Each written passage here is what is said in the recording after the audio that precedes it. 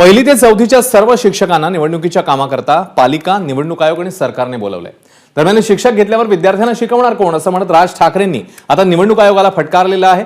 शिक्षकांनी निवडणुकांचं काम करू नये, कोण कारवाई करतं ते मी बघतोच असा इशारा राज ठाकरेंनी आता निवडणूक आयोगाला दिलाय।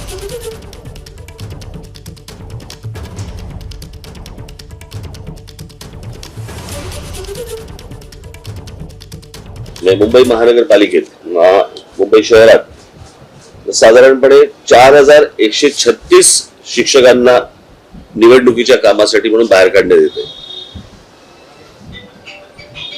एवढे जर शिक्षक आता बाहेर काढले गेले तर त्या मुलांना शिकवणार कोण आहे याची कोणतीही व्यवस्था नाही। मला पहिला प्रश्न पडतो, निवडणूक आयोग 5 वर्ष काय करत असतं? जर दरवर्षी जर तुम्ही निवडणुका आल्यानंतर जर समजा असल्या प्रकारच्या जर गोष्टी घाई गडबडीत जर करणार असाल तर निवडणूक आयोगाचं काम काय असतं 5 वर्ष? असल्या प्रकारच्या कुठच्याही अरेंजमेंट्स, असल्या प्रकारची कोणतेही लोक ते तयार का नाही करत? ते आयत्या वेळेला या शाळांवरती हे दडपण का आणतात? माझी शिक्षकांना विनंती असेल, कुठेही तुम्ही रुजू होऊ नका, तुम्ही विद्यार्थ्यांवरती लक्ष द्या। विद्यार्थी घडवणं हे शिक्षकांचं काम आहे। निवडणुकीचे काहीतरी कामं करत बसणं हे काही शिक्षकांचं काम नव्हे। त्याच्यामुळे त्याची यंत्रणा निवडणूक आयोगाने, आयुक्तांनी, कोणी जे असतील त्यांनी त्याची निवडणुकीची तयारी करावी। लोक नवीन त्यांनी नियुक्त करावेत, त्यांना प्रशिक्षण द्यावं। परंतु या शिक्षकांनी कोणत्याही प्रकारे रुजू होऊ नये आणि मला बघायचंच आहे कोण कुठच्या शिस्तभंगाची यांच्यावरती कारवाई करते ते। दरम्यान शिक्षकांना 108 प्रकारची शिक्षणेतर कामं करावी लागतात। त्यातल्या काही कामांवर नजर टाकूया। राष्ट्रीय पातळीवर जनगणना, निवडणुकांची प्रशासकीय कामं, मतदार पुनर्निरीक्षण,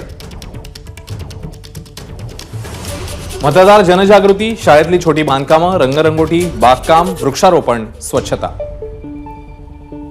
विद्यार्थ्यांची पटनोंदणी करणं, एक शिक्षकी शाळेत अवांतर कामं, पशु, गावं, आरोग्याचं सर्वेक्षण करणं, जनजागृती मोहिमा, पोषण आहार बनवणं, पोषण आहार वाटप, नोंद ठेवणं,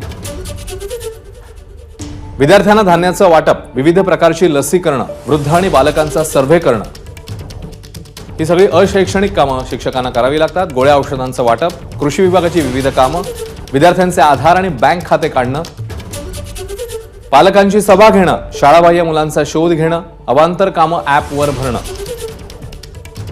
ही सगळी कामं शिक्षकांना करावी लागतात। एबीपी माझा, उघडा डोळे बघा नीट।